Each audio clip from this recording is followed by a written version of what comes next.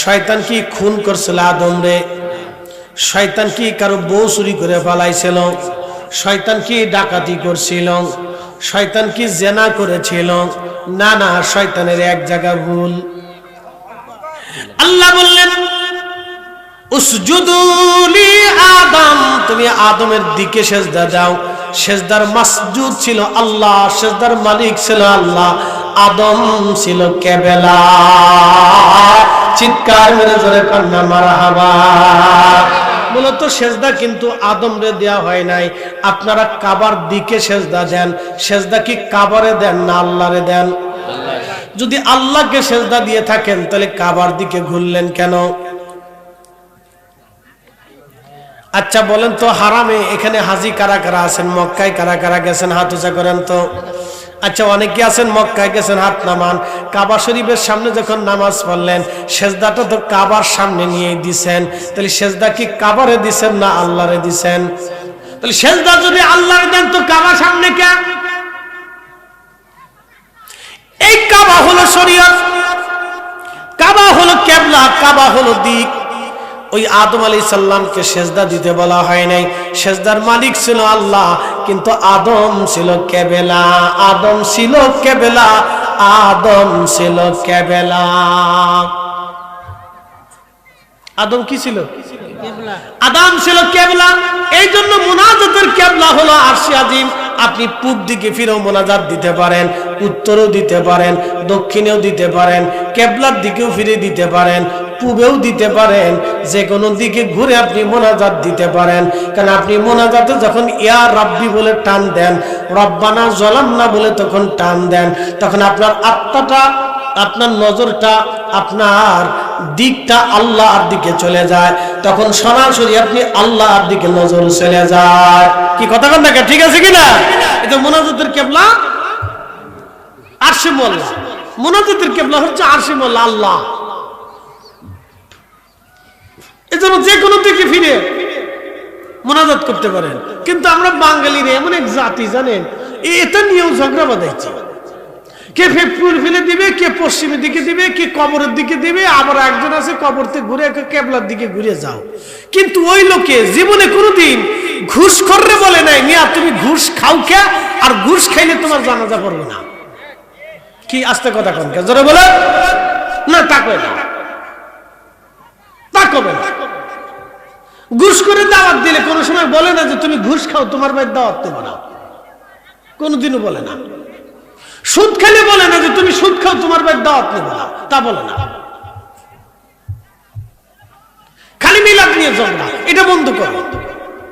শুধু ঝগড়া এটি নিয়ে, এটা বন্ধ করতে হবে। কে এটা বন্ধ করার জন্য উঠে পড়ে লাগছেন? কে যেটা বন্ধ করার দরকার ছিল সেটার নাম এনজিও, সেটার নাম সুদ, সেটার নাম ঘুষ। কথা কর না, ঠিক না? বেটা আমরা সেটা বন্ধ করতে পারছি না? রন্দি রন্দি রন্দি রন্দি সরে গেছে, পারিনি, আজ পর্যন্ত পারিনি, আজ পর্যন্ত পারিনি। মুসলমান ও দুনিয়াবাসী ভালো করে শোনা যাবে। অনেক দূর পর্যন্ত 1 ঘন্টা আপনাদেরকে সমসাময়িক বিষয় নিয়ে, কালব নিয়ে, নাফস নিয়ে বুঝাইলাম। এখন আপনাদের কাজ হলো নিজেকে সংশোধন করা। আল্লাহ তৌফিক নসিব করুন, জোরে বলেন আমিন। নিজেকে সংশোধন করা। শয়তান সমস্ত ফেরেশতারা আদমের দিকে সেজদা দিল, কিন্তু শয়তান ইল্লা ইবলিস, ইবলিস সেজদায় পড়ল না। আল্লাহ ডাক দিলেন, কে রে ইবলিস, তুই কেন সেজদা দিলি না? ইবলিস ডাক দেখে, আল্লাহ ও মাটির তৈরি আদম, আমি ওর থেকে উত্তম। আল্লাহ আমি 9 লক্ষ বছর ধরে তোমার ইবাদত করেছি, একটা সাধারণ মাটির তৈরি মানুষকে সেজদা দেওয়ার জন্য আল্লাহ উত্তম কি করে আদমকে সেজদা দেয়? তখন আল্লাহ বলেন, ইবলিস তুই অহংকার করলি, আমি আল্লাহ পাক, আমি আল্লাহ পাকের জায়গায় কোনো নাপাকের জায়গা হবে না। তুই চলে যা, আমি আল্লাহ দরজায় তোর কোনো জায়গা হবে না। যা যা ওয়াকানা মিনাল কাফিরিন।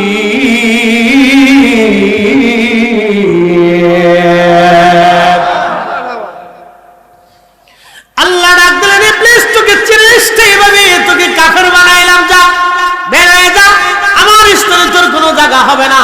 তুই অহংকারী অহংকারী। এই জন্য দুনিয়াতে যারা অহংকার করে তারা ইবলিসের ভাই। টাকার অহংকার, জমির অহংকার, ক্ষমতার অহংকার, পয়সার অহংকার যদি কারো আইসা যায় তাহলে বুঝবেন আপনি শেষ। আপনি কি শেষ? শেষ। আমার দিকে তাকান, আমি মালদ্বীপে মাহফিল করতে গেছি। মালদ্বীপে যে ইসলাম নিছে তার নাম ইব্রাহিম ইস্কান্দারি রহমতুল্লাহ আলাইহি। 400 বছর আগে ওনার মাজার জিয়ারত করতে গেছি। মসজিদের সামনে ওনার মাজার, তার সামনে প্রেসিডেন্ট হাউস। মাত্র 3 জন পুলিশ পাহারা দিতেছে। বাংলাদেশের প্রেসিডেন্টের পাহারা দেওয়ার জন্য কতজন লাগে? সেনাবাহিনী লাগে, বিজিবি লাগে, তারপরে আর্ম পুলিশ লাগে, র্যাব লাগে, পুলিশ লাগে, সোয়াদ লাগে, আরো কত কিছু আছে। কি কথা ঠিক আছে না ভাই? এরপরে গোয়েন্দা লাগে। প্রেসিডেন্টের পাহারা দিচ্ছে 3 জন পুলিশ, 4 জন পুলিশ, 10 জন পুলিশ মাত্র সর্বোচ্চ। তো প্রেসিডেন্ট হাউস পাহারা দিতেছে। প্রেসিডেন্ট হাউস কি দিয়ে বানানো জানেননি? টিনের ঘর দিয়ে, টিন দিয়ে বানানো। আশ্চর্য লাগতেছে না? মালদ্বীপের মতো একটা উন্নত দেশ, আমাদের 6 টাকা আর ওদের দেশের 1 টাকা। ওদের দেশে কোনো ভিখারি পাবেন না আপনি, কেউ দাঁড়ায় ভিক্ষা করে না, সবাই পয়সাওয়ালা। সমস্ত ভিখারিদেরকে, যারা গরিব, সরকার মাস গেলে একবারে তাদের অ্যাকাউন্টে টাকা চলে যায়। কোনো মানুষ ভিক্ষা চাবে না, সবাই আসে বাজার করে, কার্ড দিচ্ছে, কার্ড দিয়ে বাজার করতেছে, টাকা উঠাচ্ছে, খাচ্ছে, দাচ্ছে, ফ্রি চিকিৎসা। ভিখারি, অন্ধ, ল্যাংড়া, কানা, বুবা, এতিম, দুস্থ, বৃদ্ধ, বিধবা সবার জন্য ফ্রি চিকিৎসা। আর আমাদের দেশে চিকিৎসা নিতে গেলে টাকা দিয়েও হয় না। একবার যদি আইসিইউর ভিতরে ঢুকাইতে পারে তো হয়েছে কাজ। জমি বিক্রি করে হলো, নাকি রক্ত বেচে হলেও টাকা দিয়ে আসতে হবে। কি আস্তে কথা কথা ধরে বলে এবার বুঝেন তো? আপনি এবার বুঝেন। ওরা 100% মুসলমানের দেশ। ওদের দেশে ইসলাম গেল 400 বছর আগে, আর আমাদের দেশে ইসলাম আসছে 1400 বছর আগে। হাজার হাজার ওলিরা আসলো, এই যে মানুষকে বুঝাইলো, তারপরে এ জাতি বুঝে না। এই জন্য মাঝে মধ্যে ভূমিকম্প লড়া দেয়। কষ্ট হইতেছে আপনাদের? চলবে একসাথে চলবে। আমি নবী না চিনিলাম, কি যে ভুল করিলাম। আমি নবী না চিনিলাম, কি যে ভুল করিলাম। ভস্মে ঢালিলাম ঘি, মানুষ হইয়া ভবেতে আসিয়া। মানুষের করিলাম কি, মানুষ হইয়া ভবেতে আসিয়া। মানুষের করিলাম কি। আল্লাহুম্মা সাল্লি আলা। আহা জবান খুলে মুহাম্মদ ওয়া আলা আলি সাইয়্যিদিনা।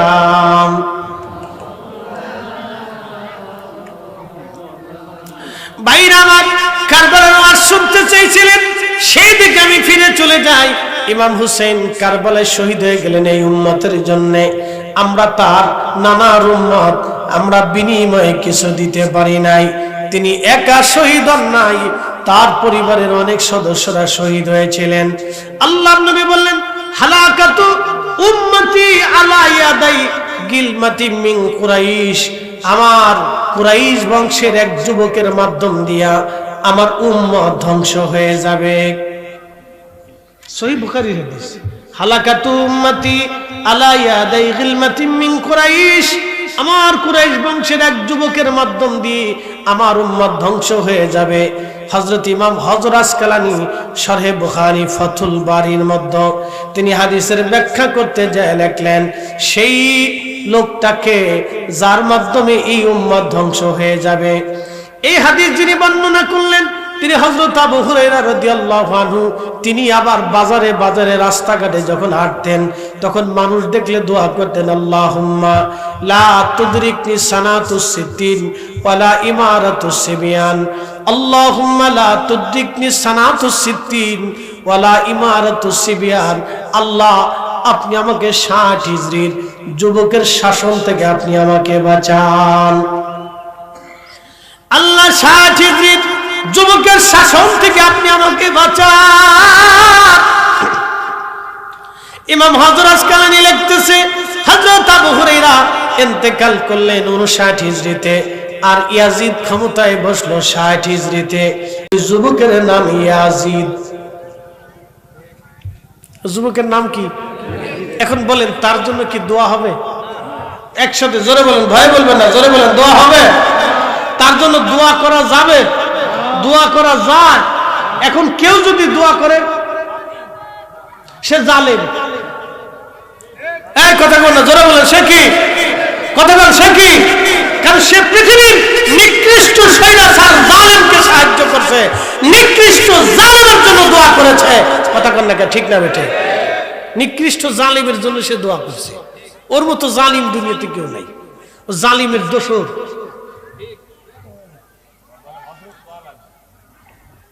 হযরত তো জীবনে আসবেই না, ওর জীবন ওর সামনে হযরত মানে সম্মানিত। তো ও যদি সম্মানিত হয় তাহলে শয়তানের দোষ করছে কি? শয়তান তো জীবনে কাউকে খুন করছে কোনো প্রমাণ নাই, আছে? শয়তান খুন করার জন্য আপনার কালবের ভিতরে ধোঁকা দিছে। তো আপনি শয়তানের কথা শুনলেন কেন? কিয়ামতের ময়দানে শয়তানে আল্লাহর সামনে দাঁড়াবে, জাহান্নামের আগুনের উপরে আল্লাহ দাঁড়া করে রাখবে। তো জাহান্নামীরা দৌড়ায় যায়, জাহান্নামের সামনে যে দাঁড়ায় বলে আল্লাহ আমার কোনো দোষ নেই, আল্লাহ সব ওই শয়তানে আপনাদের ফুসলে ফুসলে আকাম কুকাম করেছে। আল্লাহ ডাক দিবে আজাজিল উত্তর দাও। আজাজিল ডাক দিবে রব্বুল আলামিন তুমি তো আমারও সৃষ্টি করেছো, তাদেরকেও সৃষ্টি করেছো। তোমার বান্দারা আমার কথা শুনলো কিন্তু তোমার কথা শুনলো না। তুমি নামাজ পড়তে হুকুম দিয়েছো, নামাজ না পড়িয়া আমি তাদেরকে ফুসলাইছি নামাজ পড়িস না, তারা আমার কথা শুনলো কিন্তু তোমার কথা শুনলো না। আল্লাহ এবার যেহেতু তারা আমার কথাই শুনছে, অতএব আমারে জাহান্নামে দিছো, ওরা আমার মুরিদ, ওদেরকে আমার সাথেই জাহান্নামে দিয়ে দাও। এই কথা কোন লেখা? শয়তানের সাথে সেই দিন বান্দাদেরকে জাহান্নামে দিয়ে দিবে যারা শয়তানের ইত্তেবা করবে। এইজন্য আল্লাহ বলেন ওয়ালা তাত্তাবিউ খুতুওয়াতিশ শাইতান, তোমরা শয়তানের ইত্তেবা করিও না, শয়তানের ইত্তেবা করিও না।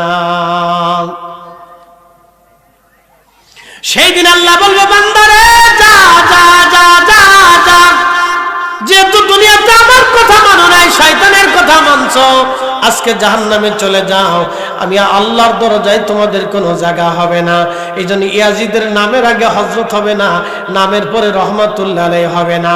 কারণ আল্লাহর নবী বলেছেন হালাকাতু উম্মতি আলাইয়াদি গিলমাতি মিন কুরাইশ, আমার কুরাইশ বংশের এক যুবকের দ্বন্দ্বে আমার উম্মত ধ্বংস হয়ে যাবে। সেই যুবকের নাম ইয়াজিদ, ইয়াজিদ, ইয়াজিদ। অতএব তার জন্য যারা দোয়া করবে তারাও ধ্বংস হয়ে যাবে। কথা কন না ঠিক কি না? আল্লাহ রসুলের কথা মিথ্যা হবে। যদি রসুলেরটা ঠিক হয় তাহলে ওদেরটা বেঠিক হবে, আর ওদেরটা যদি বেঠিক হয় তো রসুলেরটা ঠিক হবে। আর আকাশ ভেঙে গেলেও, পৃথিবী পুড়ে গেলেও, সাগর শুকিয়ে গেলেও আল্লাহ রসুলের কথা কখনো বিফল হবে না। কথা কন হ্যাঁ, হাত উঠে বলেন ঠিক না বেঠে? সে কত বড় জালিম ছিল একটু ঘটনা না বললেই নয়। কত বড় জালিম ছিল একটু শুনে যান। কত বড় জালিম ভাই আমার, ভালো করে শুনে নেন। ইমাম হোসেন রাদিয়াল্লাহু আনহুকে চিঠি লিখলো আপনি আমার বায়াত নেন। এখন আপনি বলেন তো, এইখানে একটা লোক এসে, লোকটা চুরি করে, লোকটা সিটার, লোকটা বাটপার, সুদখোর আর ঘুষখোর, আমার সামনে এসে যদি এইখানে বলে ফরিদি সাহেব আপনি আমার বায়াত নেন, বলেন আমি কে নেব? এটা সম্ভব? হ্যাঁ। তো ইমাম হুসেন বলেন এমন একজন নিকৃষ্ট ফাসিক বেঈমান, কি করে একজন মদপায়ী নারী লোভী জানাকারী আমি তার বায়াত নিতে পারি বলো? আমি রাসূলের আওলাদ, আমার শরীরে নবীজির রক্ত প্রবাহিত হয়, তা হবে না কখনোই। আমি তার আনুগত্য নিতে পারি না, তার বায়াত নিতে পারি না। ভাই আমার, ইমাম হুসাইনের জন্য আর একটা চিঠি লিখলে ইয়াজিদ, যদি ইমাম হুসেন বায়াত না নেয় তাহলে অবশ্যই তাকে হত্যা করা হোক। এখন বলেন কি পরিণতি হবে? এখন কি ইমাম হুসেন আর বসে থাকতে পারে? তো তিনি মদিনার থেকে মক্কায় চলে আসলেন। মক্কার মানুষ বলল, হুজুর আমরা আপনার বায়াত নিলাম, জীবন গেল আপনার সাথে আমরা থাকবো, কারণ ইয়াজিদের বায়াত আমরা কখনো নিতে পারবো না, সে ফাসিক। মুমিনদের জন্য ফাসিকের বায়াত শর্ত না, ফাসিকের বায়াত কোনো মুসলমান নিতে পারে না।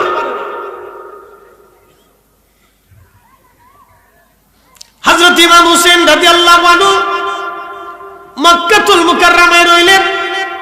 ইরাকের কুফা থেকে চিঠি গেল 40,000। চিঠির মধ্যে লেখা হলো, হুসাইন আপনি কুফা নগরে আসেন, আমরা কুফার মুসলমান আপনার বায়াত নেব। ইমাম হুসাইন তাদের কথা বিশ্বাস করলেন। তাদের কথা বিশ্বাস করে সপরিবারে 72 জন পুরুষ সঙ্গী নিয়ে আর 28 জন নারী সঙ্গী, মোট 100 জনের মতো একটা ছোট্ট কাফেলা নিয়ে তিনি সুদূর মক্কাতুল মুকাররমা থেকে ইরাকের দিকে রওনা হয়ে গেলেন। কিন্তু তিনি জানেন না ইরাকের মানুষ তার সাথে বেঈমানি করবে। হযরত ইমাম হুসেন যেতে যেতে কারবালা প্রান্তরে আসলেন।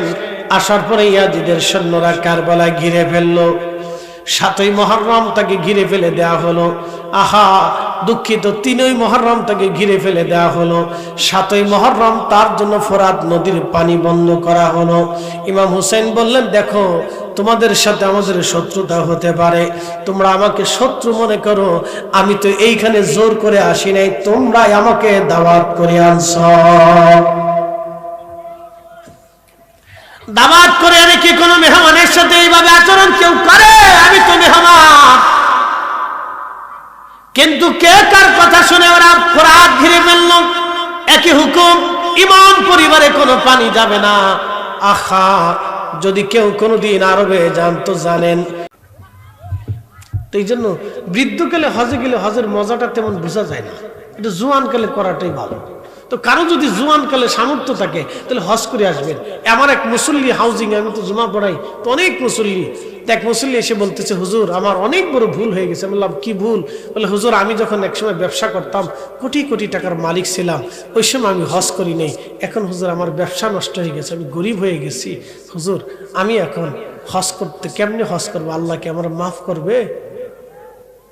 আমি বললাম, হা আপনার যখন সম্পদ ছিল আপনি হজ করেন নাই, এখন সম্পদ শেষ হয়ে গেছে, এখন হজের চিন্তা আসলো, তারপর আপনি তওবা করেন, আল্লাহ মাফ করবে। খুব মনোযোগ দিবেন। এই হাঁটার সময় প্রচন্ড আরবের গরমে কলিজা পর্যন্ত শুকায় যায়, ভিতর থেকে শুকিয়ে আসে। ইমাম পরিবারের 3 দিন পর্যন্ত পারি নাই, প্রচন্ড গরমে কলিজা পর্যন্ত সবার শুকায় গেল। করুণ সে দৃশ্য। আহারে হযরত ইমাম কাসেম, ইমাম আলী আকবর সহ সবাই তৃষ্ণার্ত হয়ে গেল। 10ই মুহররম সকালবেলা ইমাম হুসাইন তিনি 22,000 ইয়াজিদের সৈন্যের সামনে দাঁড়াইলেন। এই 22,000 ইয়াজিদের সৈন্যদের যিনি প্রধান সেনাপতি, তার নাম ছিল আমর বিন সাদ। পরিচয় শুনলে আপনার আশ্চর্য লাগবে, তার পরিচয়টা জেনে যান। তিনি রাসূলের একজন সাহাবীর সন্তান। তাও কোন সাহাবী? আল্লাহু আকবার। দুনিয়া থেকে 10 জন সাহাবী জান্নাতের সার্টিফিকেট পেল। আবু বকর ফিল জান্নাতি, ওমর ফিল জান্নাতি, উসমান ফিল জান্নাতি, আলী ফিল জান্নাতি, তালহা ফিল জান্নাতি, আব্দুর রহমান ইবনে আউফ ফিল জান্নাতি, আবু উবাইদ ইবনে জাররাহ ফিল জান্নাতি, সাইদ ইবনে জুবাইর ফিল জান্নাতি, আবু সাইদ ইবনে জুবাইর ফিল জান্নাতি, আব্দুর রহমান ইবনে আউফ ফিল জান্নাতি, সাদ বিন আবি ওয়াক্কাস ফিল রিদওয়ানুল্লাহি তাআলা আলাইহিম আজমাইন ফিল জান্নাতি। এই 10 জন সাহাবীর 10 নম্বরে যার নাম বললাম, তিনি সাদ বিন আবি ওয়াক্কাস। দুনিয়া থেকে জান্নাতের সার্টিফিকেট পেলেন। তার বেটার নাম আমর। তিনি আজকে কারবালার ইমাম হুসেনকে হত্যা করার জন্য 22,000 সৈন্য নিয়ে এসেছে। 22,000 সৈন্যের তিনি সেনা প্রধান। আমর বিন সাদ, সাদ রাদিয়াল্লাহু আনহুর ছেলে আমর। টাকার জন্য, ক্ষমতার কাছে ওই জমানায় মানুষ বেঈমান হয়েছে। এই জমানায় টাকার কাছে, ক্ষমতার কাছে মানুষ বেঈমান হয়ে যায়। কথা কন না কেন, ঠিক কিনা? ওই জমানায় তো টাকার কাছে ক্ষমতার কাছে মানুষ বেঈমান হয়েছিল, এই জমানায় তো হবে, কিয়ামত পর্যন্ত চলবে। টাকার কাছে ক্ষমতার কাছে মানুষ ঈমান বিক্রি করে দেয়, হয় এটা ঈমান বিক্রি করে দেয়। সাদ বিন আবি ওয়াক্কাস রাদিয়াল্লাহু আনহুর ছেলে আজকে ইমাম হুসেনকে হত্যা করার জন্য আসে। আপনি কল্পনা করতে পারবেন? তো জান্নাতের সুসংবাদ প্রাপ্ত সাহাবী হযরতে হুসাইন রাদিয়াল্লাহু আনহু দেখে আশ্চর্য হয়ে দাঁড়িয়ে গেলেন। এ আমর বিন সাদ, আজকে যদি তোমার পিতা দুনিয়াতে বেঁচে থাকতেন, আহা, তাহলে তিনি কি তোমার বাবার সামনে তুমি জবাব দিতে, বলো তো? শুনে না শুনে ধর্মের কাহিনী, জালিম তো জালিম। হযরত আমর বিন ইমাম হুসাইন রাদিয়াল্লাহু আনহু তিনি ডাক দিলেন, হে আমার সাথীরা, কারবালা প্রান্তরে তোমরা যারা আছো, বলো তো আমার এই হাত দিয়ে আমি কি কাউকে অন্যায়ভাবে একটা থাপ্পড় মেরেছি? বলো তো আমি কি কখনো তোমাদের কি জবান দিয়ে ফাহিশা কথা বলেছি? বলো তো তোমরা আমাকে, আমি সারা এই দুনিয়াতে আমার নানা রহমাতুল লিল আলামিনের দৌহিত্র আর কি আছে? বলো তো, তোমরাই বলো, আমার নানার কোন সাহাবী থাকলে বলো। আল হাসান ওয়াল হুসাইন সাইয়্যিদা শাবাবি আলিল জান্নাহ, আমার হাসান আর হুসেন জান্নাতের যুবকদের সর্দার। এই কথা তো আমার নানা বলে গেছে।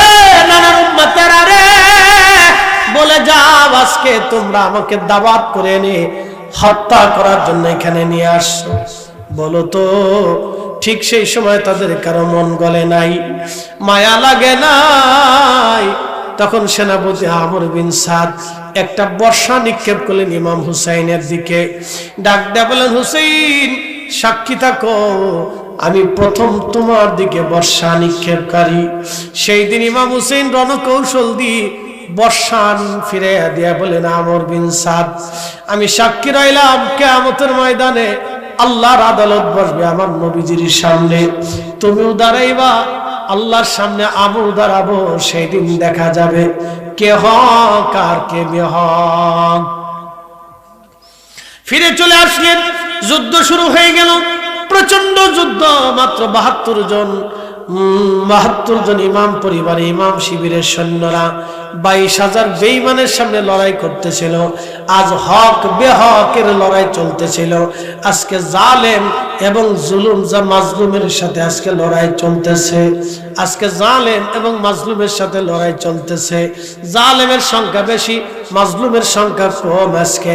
কিন্তু এমন মাজলুম তারা, তাদের বিজয়টা চিরস্থায়ী হবে এটা জালেমরা কখনো ভাবে নাই, ঠিক কিনা? আখেরি সালাম লন ওহে নানা জান, আপনার হুসাইন যায় কারবালার ময়দান, গো নানা কারবালার ময়দান। কারবালার ময়দানে যাইয়া দিব গলা কাটাইয়া, আর নায়া শিব ফিরে নানা, আর নায়া শিব ফিরে মদিনা মুকাম, আপনার হুসাইন যায় কারবালার ময়দান, গো নানা কারবালার ময়দান। কষ্ট হচ্ছে আপনাদের, ঘুম আসে? তাহলে জবান তুলে হাত উঁচা করে বলেন তো আল্লাহু আকবার। আল্লাহু আকবার বলেন। হুসাইনের বিজয় কি হয়েছে না পরাজয় হয়েছে? হুসাইনের নাম এখনো আছে না নাই? আছে। কিয়ামত পর্যন্ত উম্মত হুসাইনের জন্য কাঁদবে, কাঁদবে, কাঁদবে, কাঁদবে। যারা কাঁদবে তারা জান্নাতি, তারা জান্নাতি, তারা জান্নাতি, তারা জান্নাতি। ইমাম হুসাইন রাদিয়াল্লাহু আনহুর চোখের সামনে সন্তানরা শহীদ হলো।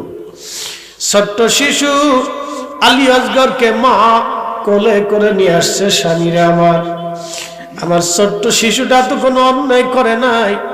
স্বামীরা একটা বারের জন্য তার একটু পানি পান করায় নিয়ে আসে। ছোট্ট বাচ্চাটাকে বুকে নিয়ে বড় আশা নিয়ে ইমাম হুসাইন 22,000 সৈন্যের সামনে দাঁড়ায় গেলেন। ডাক দেয়া বলেন, ইয়াজিদের সৈন্যরা রে, তোমাদের দৃষ্টিতে আমি তোমাদের দুশমন হতে পারি, কিন্তু আমার ছোট্ট শিশু বাচ্চা তো কোনো অপরাধ করে নাই। তোমরা আমার বাচ্চাটাকে পানি পান করাও। আজকে 3 দিন পানি বিহনে আমার বাচ্চাটার কলিজা শুকাই গেছে। আজকে 3 দিন পর্যন্ত মায়ের কোলে কান্না করে গো। একটু পানি পান করে আমার সন্তানের কলিজা ঠান্ডা বানাও। তোমরা যদি বিশ্বাস না করো গো, আমার সন্তানটাকে তোমরা নিয়ে পানি পান করে দাও। বেঈমানদের মনে মায়া লাগে নাই, জালিমদের মনে মায়া হয় নাই, জালিমদের মনে মায়া হয় নাই, জালিমদের মনে মায়া হয় নাই। সেই দিন জালিমরা তীর ছুঁড়ে মেরে বাবার কোলের মধ্যে ধরে রাখা ছোট্ট শিশু আলিয়াসগড়ের কলিজা বিদীর্ণ হয়ে যায়। আর ওই বুঝি রে যাই রে সোনা, কারবালার মাতম জারি। কান্দে ইমাম হুসাইন বিনয় করি,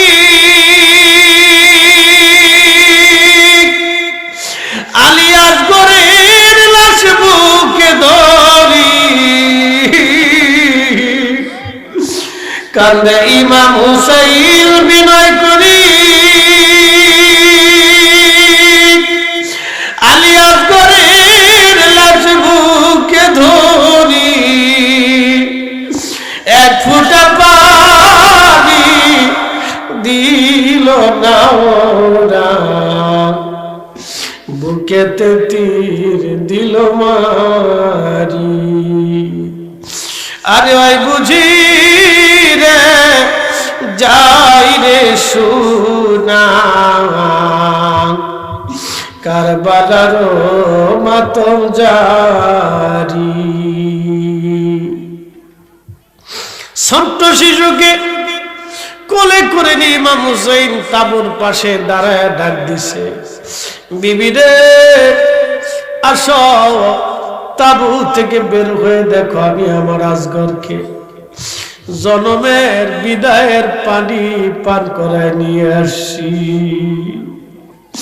ইমাম জয়নুল আবেদিন বলতেছিলেন, বেঁচে যাওয়া একমাত্র পুরুষ সাক্ষী আমি দুনিয়াতে ছিলাম।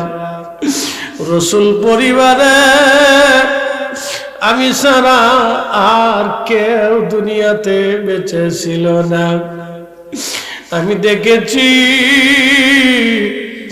আমার ভাইয়ের বিদায়ের আর্তনাদ, আমি দেখেছি আমার ভাইয়ের রক্তমাখা শরীর দেখেছি,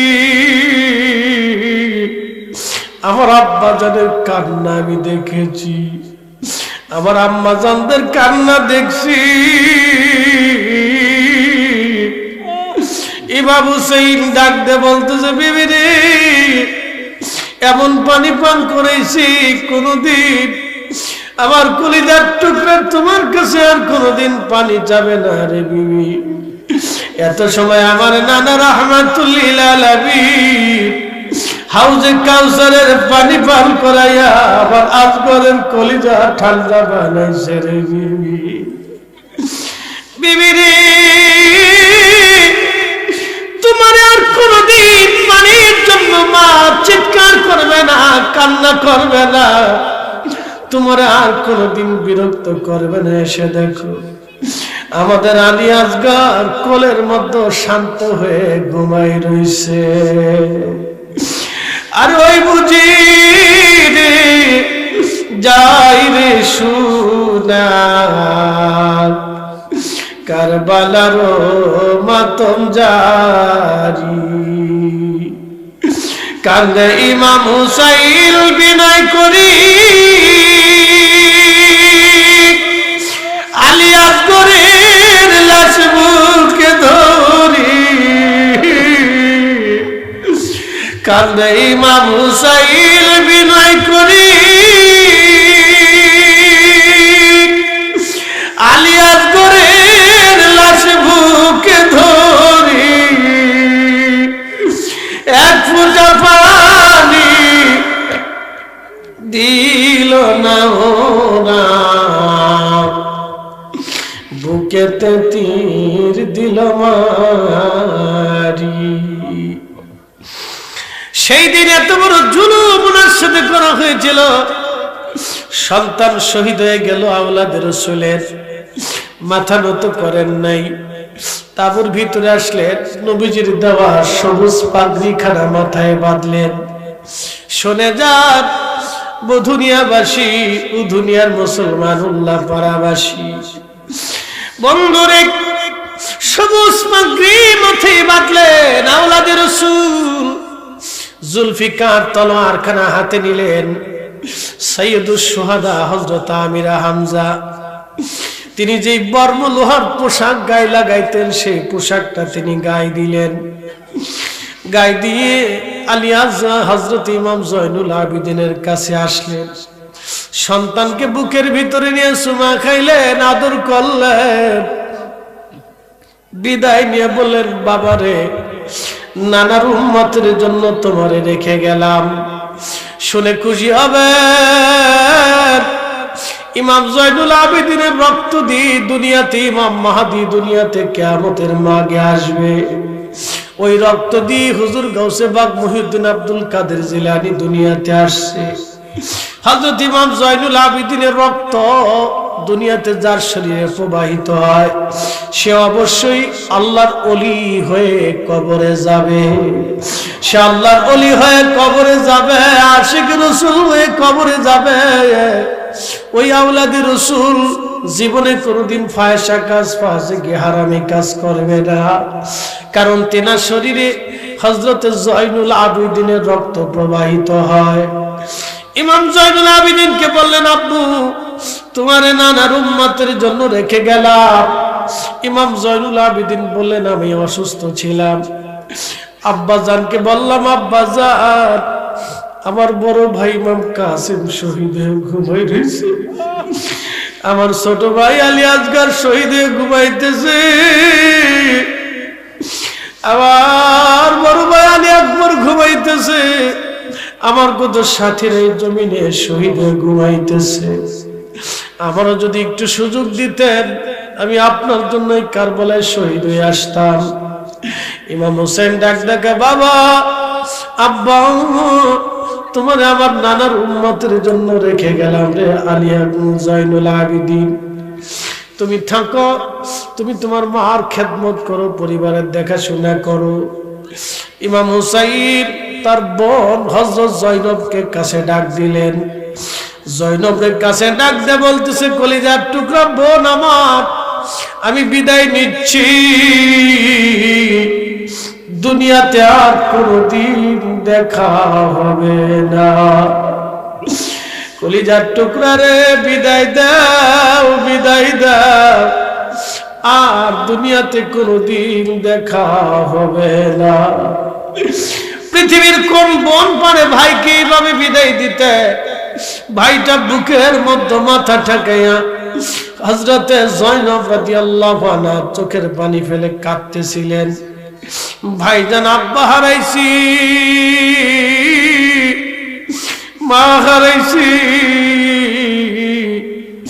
বড় ভাইটাও শহীদ হয়ে গেল তারও হারাইছি আপনারে দাওয়াত করে এনে কারবালায় নির্মম ভাবে আমার কলিজার টুকরার সন্তানদেরকে হারাইছি আমাদের পরিবারের সন্তানদেরকে আজ এই কারবালায় হারাইছি আপনিও চলে যাচ্ছেন এই সময় আপনাকেও হারাবো আমরা রে কার কাছে রেখে গেলেন ইমাম হুসেন ডাক দেখায় জয়নব রে আল্লাহর আমানতে দিয়ে গেলাম তিনটা ওসিয়ত মানবা আমি শহীদ হয়ে যাওয়ার পর ওরা আমার লাশের উপর অত্যাচার করবে আমার লাশটাকে ছিন্ন বিচ্ছিন্ন করবে ক্ষত বিক্ষত করে ফেলবে আমার সাকিনা আমারে বেশি ভালোবাসে আমার বোন আমার সাকিনারে আমার লাশের পাশে যেতে দিও না আমার সাকিনা আমার এই খন্ড বিখন্ড লাশ দেখলে সহ্য করতে পারবে না।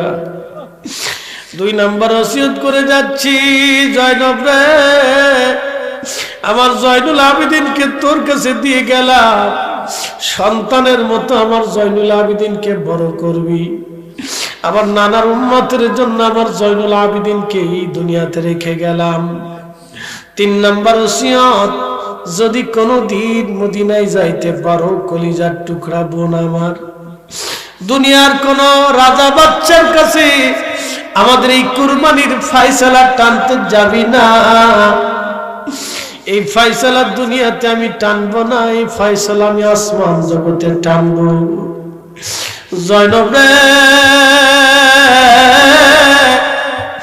যদি কোনোদিন মদিনায় যাও, যদি কোনোদিন মদিনায় যাওয়ার সুযোগ হয়ে যায় রে জয়নব, দুনিয়ার কারো বাড়ি যাবি না, মদিনায় কারো ঘরে যাবি না, আমার নানার রওজা মোবারকের পাশে দাঁড়াই 3 দিনের কষ্টগুলি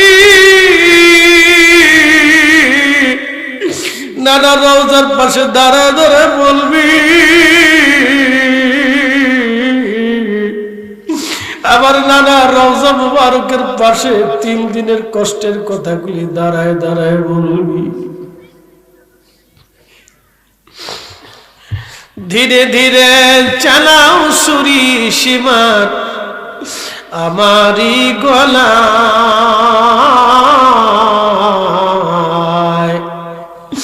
জয়নাল আবেদিনের কান্দন শুনতে দাও আমায়, জয়নাল আবেদিনের কান্দন শুনতে দাও আমায়। আমার নানা নবী ছিল উম্মতের শাফিঈ, আমার নানা নবী ছিল উম্মতের কান্ডারি, তোরাইবেন নানাজি আমার হাসরের বেলা, জয়নাল আবেদিনের কান্দন শুনতে দাও আমায়, জয়নাল আবেদিনের কান্দন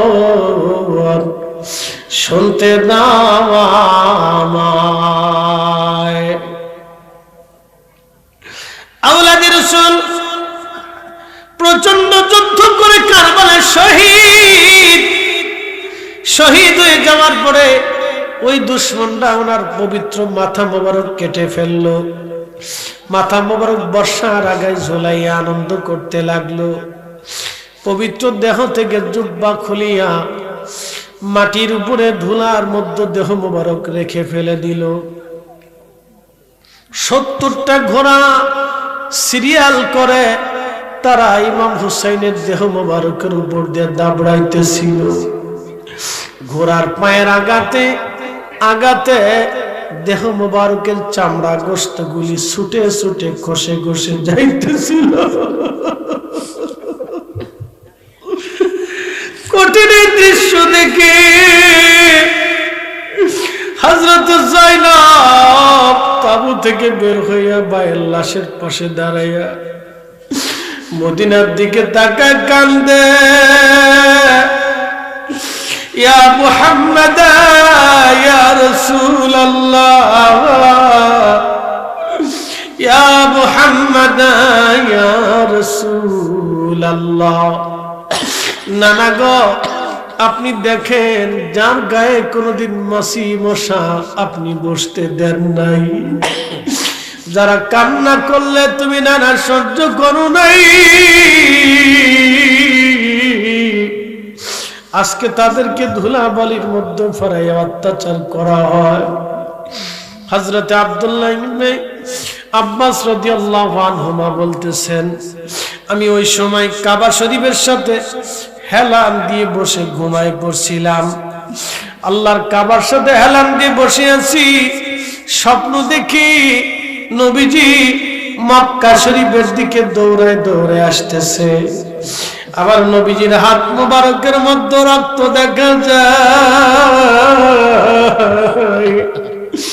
আবার নবীজির জুব্বা মুবারকের সাথে ধুলাবালি দেখা যায়, চুল দাড়ি মুবারক এলোমেলো দেখা যায়। হযরত ইবনে আব্বাস বলতেছিলেন, হুজুর জীবনে কখনো এরকম আপনাকে দেখি নাই ইয়া রাসূলুল্লাহ। এইভাবে আপনার হাতে, আপনার শরীরে হাতে রক্ত কেন? গায়ে ধুলাবালি লেগে আছে কেন? জুব্বা মুবারকে ধুলাবালি কেন লেগে আছে? ইয়া রাসূলুল্লাহ, চুল দাড়ি মুবারক এলোমেলো, আপনি চোখের পানি ফেলে ফেলে কান্না করেন। মক্কার দিকে দৌড়ায় দৌড়ে আসে নবীজি, কি হইছে আপনার? হযরতে আল্লাহর নবী ডাক দিয়ে বলেন, আব্দুল্লাহ রে, মক্কায় খবর দাও, আমাদের হুসাইন কারবালায় শহীদ। আমি নবীজি আমার হুসাইনের শাহাদাতের সময় আমি কারবালায় ছিলাম, আমি কারবালায় ছিলাম। আমার হুসাইনের রক্তগুলি নিয়ে আমি আল্লাহর দরবারে যাইতেছি।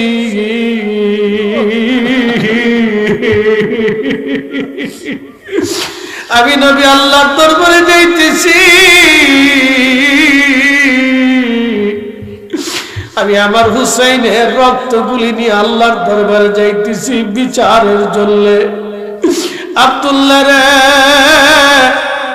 তুমি খবর দাও, আমাদের হুসাইন কারবালায় শহীদ হয়ে গেছে। হযরত আব্দুল্লাহ ইবনে আব্বাস সারা কাবা ঘরে দৌড়ায় আর বলে, মক্কাবাসী শুনছো গো, আমাদের হুসাইন আর নাই, কারবালার ময়দানে শহীদ। বলে, আব্দুল্লাহ তুমি কি করে জানো? বলে, আমি কাবা ঘরের সঙ্গে স্বপ্নে হেলান দিয়ে ঘুমিয়েছিলাম, স্বপ্নে নবীজি এসে দেখলাম কান্না করতেছে। আমার নবী বলছে আমাদের হুসাইন কারবালায় শহীদ। আমার রাসূলের স্বপ্ন কখনো ভুল হয় না। মান রাআনি ফিল মানামি ফাকাদ রাআল হক। আমার নবী স্বপ্ন যখন আসে তখন সত্যই নবীজি স্বপ্নে আসে, সত্যই তখন নবী স্বপ্ন আসে। তার মানে বোঝা গেল আমাদের নবী এখনো আছে। কি কথা বলেন, ঠিক না বেঠে? আহা, হযরত ইমাম হুসাইন এইভাবে সন্তান শহীদ হয়ে গেল, পরিবার শহীদ হয়ে গেল, তারপরও জালিমের সামনে মাথা নত করেন নাই। কেন জানেননি? আহা, কিয়ামতের ময়দানে হযরত ফাতিমাতুজ জাহরা রাদিয়াল্লাহু আনহা দাঁড়ায় যাবে, দাঁড়াবে, ইয়া রব আমার সন্তান কলিজার টুকরাদেরকে শহীদ করা হয়েছিল, ফয়সালা চাই। নবীজি কেঁদে বলবে, ফাতেমা রে, সেই জন্য আমার হাসান হুসাইন শহীদ হয় নাই, বিচার আজকে চাইও না, আমার হাসান হুসাইনের শাহাদাতের নজরানা দিয়ে দাও। আমার কত গুনাহগার উম্মত, পাপিষ্ঠ উম্মত, পাপী দাবিরা জাহান্নামের দিকে চলে যায়। আল্লাহ, আমি আমার হাসান আর হুসাইনের শাহাদাতের দিয়ে আমার উম্মতের মাপ চাইতেছি। আমি আমার হাসান হুসাইনের শাহাদাতের বিনিময়ে আমি আমার গুনাহগার উম্মতের জন্য মাপ চাই। আল্লাহ, আপনি আমার উম্মতরে মাফ করে দেন। আল্লাহ বলেন, হুজুর, ওয়ালা সাউফা ইউতিকা রাব্বুকা ফাতারদা। আমি আল্লাহ আপনাকে খুশি করব সেই দিন, অবশ্যই আমি আপনাকে রাজি করব সেই দিন। সাহাবীরা বলেন, ইয়া রাসূলুল্লাহ, কিভাবে খুশি করতে চায় আল্লাহ? নবীজি বললেন, আমার একটা উম্মত জাহান্নামে থাকতে আমি নবী জান্নাতে যাব না। একসাথে চিৎকার করে বলেন আল্লাহু আকবার। কাজী নজরুল এই জন্য লিখলেন, শ্রেষ্ঠ নবী দিলাম আমি তোরে নিতে রোজ হাসরে, পথ না ভুলি তাই তো দিলে পাক কুরআনের বাণী খুদা তোমার মেহেরবানি সুন্দর ফুল সুন্দর ফল মিঠা নদীর পানি খুদা তোমার মেহেরবানি আল্লাহুম্মা সাল্লি আলা সাইয়্যিদিনা মাওলানা মুহাম্মদ ওয়া আলা আলিহি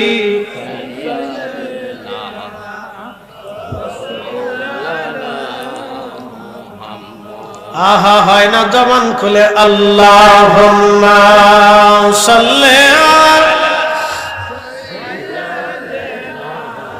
মাওলানা মুহাম্মদ ওয়া আলা আলি সাইয়্যিদিনা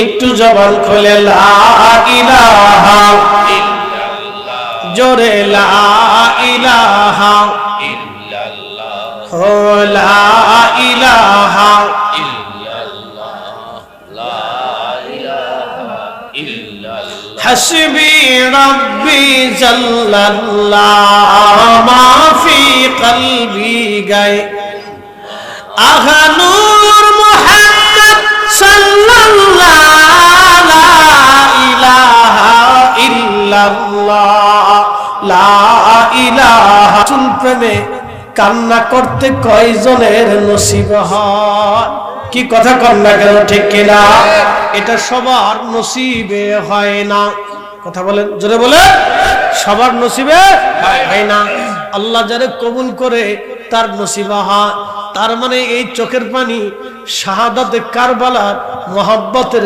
চোখের পানির নজরানা কি কথা বলেন ঠিক কিনা এই পানি কিয়ামতের ময়দানে কথা বলবে নবীজি বলেন আমার উম্মতেরা আল হাসানু আল হুসাইনু ইবনা আমার হাসান আর হুসাইন আমার দুইজনেরা আওলাদ বংশধর শোনো মান হাব্বাহুমা ফাকাদ হাব্বানি যখন তাদেরকে কেউ ভালোবাসবে সেজন্য আমি নবীকে ভালোবাসবে ওমান হাব্বানি আহাব্বাহুল্লাহ যে আমাকে ভালোবাসবে সে আল্লাহকে ভালোবাসবে ওমান হাব্বাহুল্লাহ আদখালাহুল জান্নাহ যে আল্লাহকে ভালোবাসবে আল্লাহ তাকে জান্নাতি জান্নাতি জান্নাতি জান্নাতি বানাবে চিৎকার মেরে একসাথে জোরে বলেন আল্লাহু আকবার তাহলে আজকের এই চোখের পানি বৃথা যাবে না আপনাদেরকে নীতি দীর্ঘ আলোচনা যেভাবে শুনতে চেয়েছেন সে আলোচনা আপনাদেরকে শুনিয়েছি ভাই ইশকে রাসূল হুব্বে রাসূলের মোহাব্বত নিয়ে বেঁচে থাকার চেষ্টা করবেন আল্লাহ রাসূলের ইশকের উপরে পৃথিবীতে কোনো নেক হতে পারে না মনে একটা কথা রাখবেন যে রাসূল করিম সাল্লাল্লাহু আলাইহি সাল্লামের মোহাব্বতই হচ্ছে প্রকৃত ঈমান কথা ঠিক কিনা এই মোহাব্বত যদি না থাকে তাহলে আখিরাত ধ্বংস হয়ে যাবে এই বসেন উঠেন কেন বুঝলাম না আপনাদের এই অঞ্চলের একটা বদ অভ্যাস আছে মানুষের এই বদ অভ্যাস হচ্ছে এরা দোয়া না করে পালিয়ে চলে যায় মারাত্মক একটা বদ অভ্যাস এদের বদ অভ্যাস হচ্ছে দোয়া না করে পালিয়ে চলে যায় তো আজাদিল শয়তানকে আল্লাহ বলে মাকানা মিনাল কাফিরিন তোকে জাহান্নাম দিয়ে দিলাম যা তো আজাদিল ডাক দিয়ে বলতেছে রব্বি তুমি তো আমাকে জাহান্নাম থেকে জান্নাত থেকে বিতাড়িত করে দিলা তা আল্লাহ আমি যে 9 লক্ষ বছর ধরে তোমাকে সেজদা দিছি ইবাদত করছি কিছু দিবা না তা আল্লাহ বলে কি চাও ও যে কি চাবে আল্লাহ তো সবই জানে কি আল্লাহ জানে না আল্লাহ তো আগে পরে সব জানে আল্লাহ জানার বাহিরে তো কিছু নেই তা আল্লাহ জিজ্ঞেস করলেন কি চাও বলে রব্বি আমাকে কিয়ামত পর্যন্ত হায়াত দিবা আল্লাহ বলে দিলাম আর কি চাও বলে আল্লাহ तमाम দুনিয়া ঘুরে আসবো 1 সেকেন্ডের মধ্যে এই তৌফিক তুমি আমাকে দাও আল্লাহ বললেন তাও দিলাম আর কি চাও বলে আল্লাহ আদম সন্তানের রক্তের শিরার ভিতর দিয়ে ঢুকে রক্ত রক্ত এই যে রক্ত সঞ্চারিত হয় এই রক্তের শিরার ভিতর দিয়ে ঢুকে তার কাল পর্যন্ত পৌঁছানোর শক্তি তুমি আমাকে দাও এই জন্য শয়তান কিন্তু এই কাল পর্যন্ত পৌঁছে কালবে বসে বসে ধোঁকা দিতে থাকে কালবে যখন ধোঁকা দেয় তখন শয়তান কিভাবে তাড়াবেন এই সময় আল্লাহ জিকিরের ধাক্কা দিতে হয়। একসাথে বলবেন আল্লাহু আকবার। কিসের ধাক্কা দিতে হয়? জিকিরের ধাক্কা দিতে হয়। জিকির। তো ভালো করে শোনেন, যখনই শয়তান ধোঁকা দিবে তখনই লা হাওলা ওয়ালা কুওয়াতা ইল্লা বিল্লাহ, জোরে বলে লা হাওলা ওয়ালা কুওয়াতা ইল্লা বিল্লাহ। আর তখনই আল্লাহর জিকির শুরু করি, দেখবেন শয়তান চলে গেছে। তো শয়তান বলতেছে আল্লাহ আমাকে একবার কান পর্যন্ত পৌঁছানোর শক্তি দাও। তো আল্লাহ বলেন কি করবি? তিনটেই দিলাম। শয়তান বলতেছে আল্লাহ তোর ইজ্জত জালালের কসম করে বলতেছি তোর একটা বান্দাকেও আমি জান্নাতে ঢুকতে দেব না, আমি সবকটাকে গুনাহ করাবো। আচ্ছা বলেন, আমরা এখানে যারা আছি গুনাহ আছে না নাই? আসতে বললেন না, ডরায় বলেন না, ভয়ে বলেন না, শ্রোতা বক্তা সবার গুনাহ আছে না নাই? গুনাহ কে করাইছে? শয়তানই করাইছে, আল্লাহ করাই নাই। সাবধান, গুনাহ কে করাইছে? কথা বল না, গুনাহ কে করাইছে? চ্যালেঞ্জ কার সাথে দিছে? আল্লাহর সাথে দিছে। কে দিছে? শয়তানই দিছে। যে তোমারে আল্লাহ তোমার রবের তোমার ইজ্জত জালালের কসম করতেছি তোর বান্দাদেরকে আমি গুনাহ করাবই। আর গুনাহ যেহেতু করবে তো গুনাহ করলেই তো জাহান্নামে চলে যাবে, আমি গুনাহ করাবই। তোর বান্দারা বেহেশতে কেমনে ঢুকে আমি এটা দেখে ছাড়ব। শয়তানের চ্যালেঞ্জ আল্লাহর সাথে। আল্লাহ তখন জালালি হয়ে গেলেন, রাগ হয়ে গেলেন। একসাথে বলেন আল্লাহু আকবার। জালালি হয়ে আল্লাহ ধমক দিতেছে, এই শয়তান তুই শোন, আমি আল্লাহর ইজ্জত জালালের কসম করে বলতেছি আমি আল্লাহ যে ইজ্জতওয়ালা, আল্লাহ সেটি ইজ্জতওয়ালা আর কেউ আছে? আমি যে আল্লাহর ইজ্জত আছে, এই ইজ্জত এই সম্মানের এই মর্যাদার কসম করে বলতেছি তুই আমার বান্দাকে গুনাহ করাবি, আর আমার বান্দা গুনাহ করার পরে আমার কাছে মাফ চাইতে দেরি হবে, আমি মাফ করতে দেরি করব না। না এইবার যদি না কান তাহলে মুহে ঠাডা পড়বে। একসাথে কোন সুবহানাল্লাহ, জবান খুলে সবাই জোরে বলেন, জোরে বলেন সুবহানাল্লাহ, চিৎকার করে বলেন আল্লাহু আকবার। খুশি না বেজা? খুশি। এখন মাফ কেমনে চাবেন? ঘুমায় ঘুমাইয়া। মাফ চাওয়ার জন্য কিভাবে চাইতে হবে? দু হাত বাড়াইয়া ভিখারি বেশে বিনয়ী বেশে রব্বানা যালামনা আনফুসানা ওয়া ইল্লাম তাগফির লানা ওয়া তারহামনা লানাকুনান্না মিনাল খাসিরিন। এখন বলেন যে দোয়া মানে না, তার হালত কি হবে বলেন?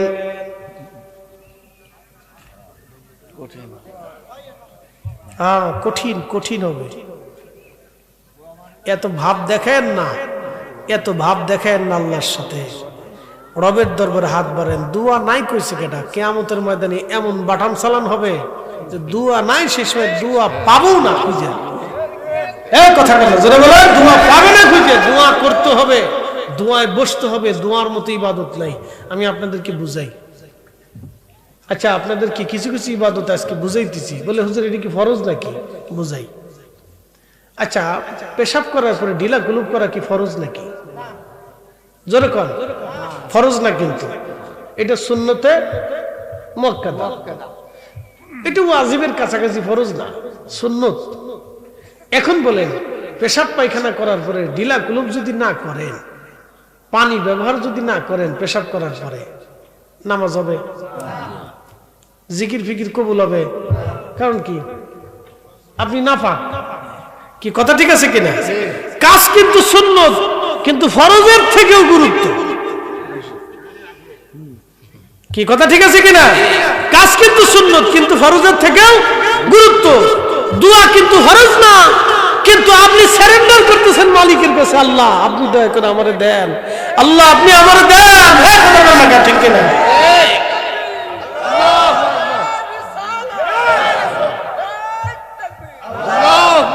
দোয়া ফরজ না, কিন্তু দোয়া অনেক দামি ইবাদত। এবার আপনাদেরকে শোনাই, সুলাইমান আলাইহিস সালামের জমানাতে বৃষ্টি নাই। কি নাই? বৃষ্টি নাই। বৃষ্টির অভাবে খরা পড়ে গেছে। ওনার রাজধানী ছিল বর্তমান ফিলিস্তিন। ফিলিস্তিন বাইতুল আকসা যে মসজিদ, এই এলাকা ছিল ওনার রাজধানী। বিরাট বড় রাজপ্রাসাদ ছিল এই সময়। এই মসজিদটা যেটা বর্তমান বাইতুল আকসা, এটা ওনারই গড়া। তো ওনার আগে গড়ছিলেন হযরত ইয়াকুব আলাইহিস সালাম। এটা অনেক ইতিহাস বলতে গেলে রাত চলে যাবে না, আমি এদিকে যাব না। সুলাইমান আলাইহিস সালাতু ওয়াস সালাম তিনি এই মসজিদ নির্মাণ করেছিলেন। তো যাই হোক, এই অঞ্চলে ছিল ওনার বিরাট বড় রাজদরবার, রাজধানী, লক্ষ লক্ষ উম্মত ওনার। সারা পৃথিবীর বাদশাহী ছিল ওনার। ওনার একটা তখ্ত ছিল, উনি বাতাসের উপর প্রাধান্য ছিল। বাতাসটা বললে তখ্ত উড়াই নিয়ে চলে যেত, যেখানে যাইতে বলতো বাতাসে সেইখানে নিয়ে নামাইতো। মারহাবা বলবেন না? তেলের গাড়ি তেলে চলে,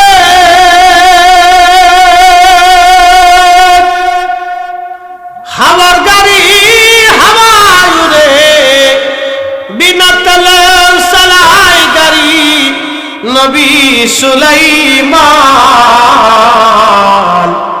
আমরা সেই মুসলমান, ঠিক কিনা? তো সুলাইমান আলাইহিস সালামের জামানাতে বৃষ্টি নেই। উম্মত এসে বলল, হুজুর আপনি তো নবী ও দুনিয়ার বাদশা, আমরা একটু বৃষ্টি আইনে দেন। তা বলতেছে, বৃষ্টি যেহেতু চাও তাহলে চলো একসাথে সলাতুল ইস্তিসকা পড়ে আমরা আল্লাহর কাছে দোয়া করি। হযরত সুলাইমান আলাইহিস সালাম লক্ষ লক্ষ উম্মত নিয়ে বিরাট বড় প্রান্তরে জমা হয়ে গেলেন, রওনা করলেন। দোয়া হবে, নামাজ হবে, সালাতুল ইস্তিসকার নামাজ পড়ে আজকে দোয়া করা হবে। আমাদের দেশে অনেকে সালাতুল ইস্তিসকা পড়ে, মূলত হয় না। বলে কেন হয় না? বলে দিয়ে যায়, এই এলাকায় যদি বৃষ্টি না হয় তাহলে এই উধুনিয়া থেকে শুরু করে এই এলাকার, এই ইউনিয়ন, এই থানার সমস্ত মানুষ ময়দানে একত্রিত হয়ে নামাজ পড়তে হবে, আল্লাহর সাথে কান্নাকারি, আল্লাহর দরবারে কান্নাকারি করতে হবে। বন্ধু, আমাদের দেশে সালাতুল ইস্তিসকা 6 জনে পড়ে, 3 জন ভিডিও করে, আর 6 জনে বসে বসে দেখে এরা কি করে। কি কথা ঠিক আছে না? এতে সালাতুল ইস্তিসকা হয় না। এলে দিয়ে বৃষ্টি হইতো না, এলে তো শয়তান জোরে দাঁড়ায় দাঁড়ায় হাসে করে দেখছত নেই। এরা ইস্তিসকা পড়ে না, এটা ভিডিও করে না, মানুষের দেখে। এটা কি শুরু করছে এরা? শয়তানও চিন্তা করে, ধুর এগার সাথে শয়তানি না করেছি তা আমি চলে যাই, বেহুদে কাজ আর কি, আমার সময় নষ্ট করে লাভ নেই, আমি আরেক জায়গায় যাই। তো মনোযোগ দেন, লক্ষ লক্ষ উম্মত নিয়ে সুলাইমান আলাইহিস সালাম বিরাট প্রান্তরে রওনা করলেন। ইমাম আবুল ফারাজ ইবনুল জৌজি তার কিতাবে লিখতেছেন, কিছু দূর যাওয়ার পরে সুলাইমান আলাইহিস সালাম দাঁড়ায় গেলেন। দাঁড়ায় দেখতেছে একটা ব্যাঙ। আল্লাহু আকবার। প্রাণীর নাম কি? এই বাচ্চারা, তোরা কিন্তু ব্যাঙ মারিস না, সাবধান, ব্যাঙ কিন্তু মারিস না। ব্যাঙের বর করতেছে। একটা ব্যাঙ 2 পায়ের উপরে ভর দিয়ে ব্যাঙের সামনে যে হাত আছে না, যেটা দিয়ে লাফায়, এই হাত 2টা আল্লাহর দরবারে বাড়াই দিচ্ছে। আসতে হলো কেন? একসাথে জোরে বলেন, জোরে জোরে জোরে জোরে জোরে। কিসে হাত বাড়াইছে? ব্যাঙে যদি হাত বাড়ায় তা আপনার মানুষই আপনার হাতে কি ঠাডা করছে নাকি? তা আপনি আল্লাহর দরবারে হাত বাড়াবেন না তো শয়তানের দরবারে হাত বাড়াবেন নাকি? মুসলমান দোয়া করবে না তো দোয়া হিন্দু করবে নাকি? মুসলমানই তো আল্লাহর কাছে হাত বাড়াবে। উনি এসে ফতোয়া মেরে এটা বন্ধ করার জন্য। উনি আর কিচ্ছু পারে না, সুদ বন্ধ করতে পারে না, ঘুষ বন্ধ করতে পারে নাই, উনি এসে দোয়া বন্ধ করার জন্য। মানে আল্লাহ ওনারে টেন্ডার দিয়ে পাঠাইছে। কি কথা খারাপ বেশি ভাই? পারছে আজ পর্যন্ত কোনো সুদ বন্ধ করতে পারছে? তো সুদ বন্ধ করতে পারো না, তোমার দোয়া বন্ধ করার জন্য কেটে পাঠাইছে। সুলাইমান আলাইহিস সালাতু ওয়াস সালামের দেখতেছে ব্যাঙ সামনের 2 হাত উঁচু করে দিয়ে আল্লাহর দরবারে কাঁদতেছে, রাব্বি আমরারে মাখলুক বানাইছো আল্লাহ, তুমি তো সৃষ্টি করছো, আবার তুমি আমরারে পানি দিছো, আবার তুমি আমাদেরকে উভয়চর বানাইছো, পানি ছাড়া আমি বাঁচতে পারি না আল্লাহ, আমার কষ্ট হইতেছে আল্লাহ, বহুদিন বৃষ্টি হয় না আল্লাহ, পানির অভাবে আমার বড় কষ্ট হয় আল্লাহ, আল্লাহ আমি তোমার মাখলুক, আমারে ফিরাইও না আল্লাহ, আজকে বৃষ্টি দাও আল্লাহ, আজকে বৃষ্টি দাও। ব্যাঙে যেমন ঘরাত ঘরাত করে ডাকে, ওইভাবে ডেকে ডেকে আল্লাহ বৃষ্টি দাও, আল্লাহ বৃষ্টি দাও, আল্লাহ বৃষ্টি দাও। সুলাইমান আলাইহিস সালাম ডাক দিয়ে বলে, আমার উম্মতেরা ফিরে চলো, সালাতুল ইস্তিসকা পড়া লাগবে না, দোয়া করা লাগবে না, বৃষ্টি এসে যাবে। উম্মতেরা বললেন, নবী গো বলেন কি, দোয়াও করলাম না, নামাজও পড়লাম না, বৃষ্টি কেমনে হবে? বলে, তোমরা আসার আগে একটা ব্যাঙে এইখানে দাঁড়াইয়া দুই পায়ের উপরে ভর দিয়া দুই হাত আল্লাহর আসমানে বাড়াইয়া কাকুতি মিনতি করেছে রে আমার উম্মতেরা, আজকে ব্যাঙের দোয়া আল্লাহর দরবারে কবুল হয়ে গেছে। দোয়া চলবে কি চলবে না? চলবে। এই জন্য তো আপনাদের এলাকায় আসলে খালি দেখি যে টুকটুক করে মানুষ চলে যায়। ঘটনা কি রে? দোয়া বাদ দিয়ে মানুষ যায় কে? তো বুঝি না। না না, আপনি চলে যান তো, আমার সাথে চলেন আমাদের অঞ্চলগুলিতে, দেখবেন দোয়া ছাড়া মানুষ উঠে না। তাবারক নিয়ে বসে থেকে তারপরে দোয়া ছাড়া যাবে না। আরে কিছু কিছু এলাকা দিয়েছে তাবারক নিয়ে দৌড় দে, বাপরে বাপ, দুয়ার ভিতরে দৌড় দে, দুয়া থুয়ে সিন্দিলে দৌড়িচ্ছে, বাপরে বাপ, কি মুসলমান রে! 1 ঘন্টা পর্যন্ত সিন্নি সামনে নিয়ে বসে থেকে দোয়া ছাড়া যায় না, দোয়া ছাড়া যায় না। এই জন্য দোয়া চলবে কি চলবে না? দোয়া ছাড়া থাকেন না। উদউনি আস্তাজিব লাকুম, আমার কাছে চাও আমি দেব। ইন্নাল্লাযীনা ইস্তাকবিরুনা, এই আয়াত শুনে যান। ইন্নাল্লাযীনা ইস্তাকবিরুনা আন ইবাদাতি সায়াদখুলুনা জাহান্নামা দাখিলিন।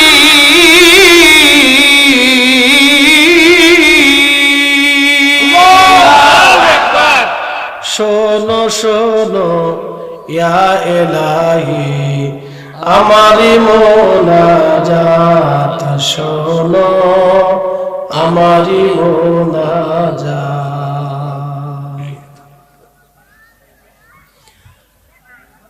ইন্নাল্লাযীনা ইস্তাকবিরুনা আন ইবাদাতি সায়াদখুলুনা জাহান্নাম। নিশ্চয় আমার এই দোয়া নামক ইবাদত থেকে যদি তুমি নিজেকে গুটাও, ইবাদতির তাফসীর করতে যে আল্লাহ রাসূল সূরা গাফির, এটার আরেক নাম আছে সূরা মুমিন, এই আয়াত সূরা 60 নম্বর আয়াতের তাফসীর পড়ে দেখবেন। তাফসীর ইবনে কাসির, তাফসীর আবু হাতিম, তাফসীর তাবারি, তাফসীর মাআলিমুত তানজিল, তাফসীর বাগাবি, তাফসীর রুহুল মাআনি, তাফসীর রুহুল বয়ান, তাফসীর আবু সৌদ, তাফসীর মাজহারি, কতগুলি নাম বলবো, আমার ঘরে 8-10টা আছে, খুব মনোযোগ দেন। এই তাফসীরের ভিতরে আল্লাহ রাসূল বলতেছেন ইবাদতির তাফসীর করতে যায়, নবী বললেন শোনো, ইবাদতি হচ্ছে আদ-দুআ ওয়াল ইবাদা, দোয়া হচ্ছে ইবাদতের মধ্যে অন্যতম শ্রেষ্ঠ ইবাদত। একসাথে বলবেন আল্লাহু আকবার। দোয়া হচ্ছে ইবাদতের মধ্যে অন্যতম দামি ইবাদত। এটাকে আমাদের স্বীকৃতি না রাসূলের স্বীকৃতি? তো নবীর চাইতে ধর্ম কে বেশি বুঝে বলেন তো? নাই কেউ। রাসূলের চাইতে দ্বীন কে বেশি বুঝে? কেউ নাই। রাসূলের চাইতে উম্মত যখন বেশি বুঝলো তখন বুঝতে হবে উম্মত আর উম্মতের কাতারে নাই, এটা শয়তানের কাতারে চলে গেছে। এই জন্য সমস্যা আছে। এই জন্য দোয়া নামক ইবাদত থেকে যদি তোমরা আমার কাছ থেকে গুটায়ে যাও, কারণ মানুষ যখন হাত তুলে, মনে রাখবেন, তখন সে বিনয় হাত তুলে, কাতর সাথে হাত তুলে, আল্লাহ ভুল হয়ে গেছে, আল্লাহ মাফ করে দেন। 100 জনের ভিতরে 10 জনের দিল নরম হয়ে যায়, 10 জনের চোখের পানি আসে, আল্লাহ ভুল হয়ে গেছে। কথা ঠিক আছে না ভাই? এই যে বিনয়ে যখন আপনি মাফ চাবেন যে আল্লাহ ভুল হয়ে গেছে, আপনি মাফ করে দেন, তখন আল্লাহ রাব্বুল আলামিনের কাছে দয়া লাগে। আর একা দোয়া করার চাইতে জমাতে দোয়া করা ভালো। বলে হুজুর কোন দলিলে? আমি বুঝাচ্ছি আপনাদের। নামাজ কি একা করা পড়া ভালো না জমাতে পড়া ভালো? জমাতে পড়া ভালো। হজ কি মানুষ একা একা করে না জমাতের সাথে করে? জমাতের সাথে। মাহফিল কি একা একা হয় না জমাতের সাথে করে? জমাতের সাথে। তাহলে দোয়া একা একা করবে কেন? মনে খুব প্রকাশ করে। দোয়া একা একা করার চাইতে জমাতের সাথে দোয়া করা ভালো। আল্লামা ইমাম নুরউদ্দিন হাইসেমি মাজমুজ জামায়েতের মধ্যে একটা হাদিস লিখছেন। আল্লাহর নবী বললেন, আমার জমাতবদ্ধভাবে উম্মতরা যখন দোয়া করে, একজনের দোয়া করে বাকিরা আমিন আমিন বলে, তখন আল্লাহর কাছে লজ্জা করে, শরম করে যে আমার এতগুলি বান্দা আমার কাছে রুনাজারি করতেছে, আমি কেমনে ফিরে দিই? মারহাবা বলবেন না? এই জন্য জামাতের সাথে যাদের দোয়া হয়, এই দোয়া আল্লাহর কাছে কি হয়ে যায়? কবুল হয়ে যায়, কবুল হয়ে যায়। এই জন্য দোয়া কি চলবে না, বন্ধ হবে? বিশেষ করে কোরআন খতমের পরে দোয়া কবুল হয়। ঠিক। অদবুরুস সালাতিল মাকতুবা, ফরজ নামাজের পরে দোয়া কবুল হয়। সুবহানাল্লাহ। ওয়াজাউফুল লাইলিল আখির, তাহাজ্জুদের সময় দোয়া কবুল হয়। সুবহানাল্লাহ। মারহাবা কর। তাহলে এক নম্বর জামাতের সাথে দোয়া কবুল হয়, ফরজ নামাজের পরে দোয়া কবুল হয়, শেষ রাতের দোয়া কবুল হয়, সফরকালীন দোয়া কবুল হয়, মাকামে ইব্রাহিমের দোয়া কবুল হয়, কাবা ঘর ধরে দোয়া করলে কবুল হয়, মাজলুম অবস্থায় থাকলে দোয়া কবুল হয়, মা বাবার দোয়া সন্তানের জন্য কবুল হয়, বৃষ্টি নামার সময় দোয়া করলে কবুল হয়। একসাথে কেন মারহাবা? কোরআন খতমের পরে দোয়া করলে কবুল হয়। দোয়া কবুলতের কয়েকটা মুহূর্ত এবং সময় আপনাদেরকে শোনাই দিই। ওয়াজ শেষ প্রান্তে একটা ঘটনা বলে শেষ করে, এই যে কথা বলছিলাম, রাসূল কারীমের সাহাবীর নাম হচ্ছে খাদিম রাসূল হযরত আনাস রাদিয়াল্লাহু আনহু। হযরত আনাস 10টা বছর নবীর কদমের খেদমত করলেন, 10 বছর খেদমত করলেন। 10টা বছর খেদমত করার পরে, আচ্ছা ঠিক আছে, 10 বছর খেদমত করলেন। 10 বছর খেদমত করার পরে হযরত আনাস রাদিয়াল্লাহু আনহু, নবীজির ইন্তেকাল হয়ে গেল। উনি এত পরিমাণে সন্তান ওনার ছিল, ওনার 100-র উপরে সন্তান। সুবহানাল্লাহ বলবেন না? ওনার 100-র মতো সন্তান ছিল। কত এরকম বেটা আসেনি দেশে? এরকম বেটা দুনিয়াতে নাই। তো কেন হইলো দেখেন, উনি একদিন ওনার মা ওনারে বলতেছে, আনাস রে, তুই তো রসুলের খেদমত করিস, তো দোয়া খায়ের কিছু চাইছিস? না মা, কি দোয়া চাবো? যায় বল যে ইয়া রাসূলুল্লাহ, আপনি দোয়া করে দেন আল্লাহ যেন আমার সম্পদে এবং সন্তানে আল্লাহ বরকত দেয়। সন্তানে সম্পদে আল্লাহ যেন বরকত দেয়। দেখেন তো দোয়া চাইছে, মা তো দোয়া শিখিয়ে দিছে। এ তো ছোট মানুষ, এ তো দোয়া বুঝে নাই যে কি দোয়া মা শিখেছে। আর মাও ঠেলার উপর কয়ে দিছে যে যা তুই দোয়া চাই। হযরত আনাসরা খুব গরিব ছিল, খুব দরিদ্র ছিল, কোনোদিন খাইতো কোনোদিন না খেয়ে থাকতো। তো মা ওই বলছে তুমি আল্লাহ রাসূলের কাছ থেকে দোয়া চাও, কারণ নবীজি দোয়া করলে কবুল হবে। হযরত আনাস প্রিয় নবীর দরজায় যে দাঁড়ালেন, ইয়া রাসূলুল্লাহ, ইয়া হাবিবাল্লাহ, আপনি আমার জন্য দোয়া করে দেন। বলে কি দোয়া চাও খাদেম? বলে হুজুর আপনি দোয়া করে দেন আল্লাহ যেন আমার সন্তানে এবং সম্পদে যেন আল্লাহ বরকত দেয়।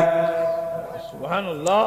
আল্লাহর নবী দোয়ার কথা শুনে মুস্কি হাসি মারলেন, মুস্কি হাসি দিলেন। রাসূল তো বুঝে ফেলছেন দোয়া কি দোয়া চাইলো। তখন আল্লাহর নবী মুস্কি হাসি দিয়ে বললেন, আল্লাহ আমার খাদেম দোয়া চায়, আমার খাদেমের সম্পদে এবং সন্তানে তুমি বরকত দিয়ে দাও।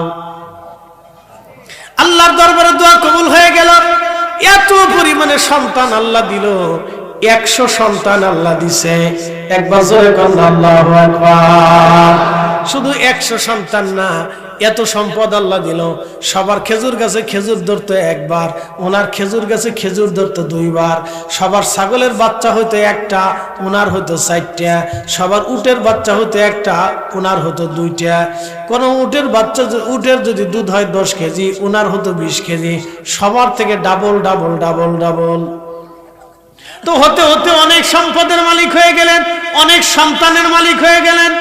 কিন্তু সাহাবী রাসূল সারা রাত আল্লাহর ইবাদতে রাত্রি কাটাইতেন। সারা রাত কাটানোর পরে তাহাজ্জুদ নামাজ পড়তেন, কিন্তু সারা রাত ভরে ভরে উনি কোরআন তেলাওয়াত করতেন। সারা রাত ভরে ভরে কোরআন তেলাওয়াত করতেন। 2-1 পারা কোরআন শরীফ উনি বাকি রেখে দিতেন। এরপরে উনি বাড়ি চলে আসতেন। বাড়ি আসার পরে সব সন্তানদেরকে ডাকতেন, নাতি নাতকুরদেরকে ডাকতেন, বৌমাদেরকে ডাকতেন। সবাইরে বসাইয়া বসাইয়া তারপরে তিনি বাকি কোরআনের পারাগুলি তেলাওয়াত করে শোনাইতেন। এরপরে সবাইকে নিয়ে একসাথে দোয়া করতেন।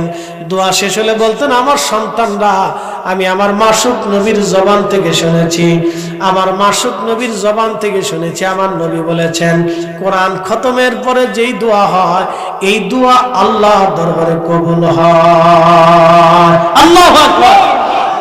কোরআন খতমের পরে যে দোয়া হয় আল্লাহর দরবারে কি হয়? এই জন্য উনি কোরআন খতম করতেন সারা রাত্র। খতম শেষ না করিয়া 2-1 পারা রাইখে বাড়িতে সন্তানদেরকে নিয়ে বাকি পারা তেলাওয়াত করিয়া তারপরে জামাতের সাথে সন্তানদেরকে নিয়ে দোয়া করতেন।